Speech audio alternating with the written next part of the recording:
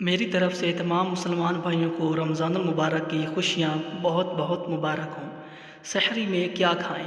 سحری رسول کریم صلی اللہ علیہ وآلہ وسلم کی سنت ہے۔ اس کا یہ فائدہ بھی ہے کہ اس سے روزے میں قوت حاصل ہوتی ہے۔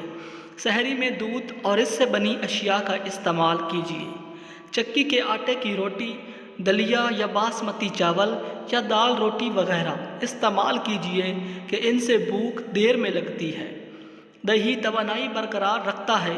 کوشش کر کے دہی گھر میں ہی بنا لیں، کیونکہ گھر میں بنائے ہوئے دہی میں کیلشیم زیادہ ہوتی ہے۔ دہی میں زیرہ، الائچی یا خوبانی شامل کر کے کھانا اور لسی پینا بھی مفید ہے۔ سحری تاخیر سے کریں، لیکن اتنی تاخیر بھی نہ کر دیں کہ صبح صادق کا شک ہونے لگے۔ بغیر شکر والے جوس یا دودھ والے جوس پئیں کہ پیاس کم سے کم لگے۔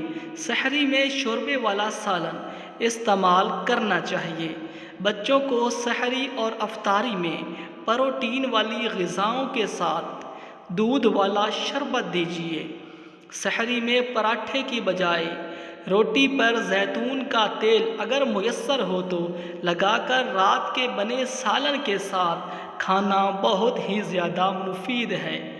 روزے کا دورانیہ طویل ہو تو پیاز سے بچنے کے لیے کھجور کا شیک بنا کر اس میں ORS ڈال کر پی لیں۔ یہ شیک پانی کی کمی سے محفوظ رکھے گا۔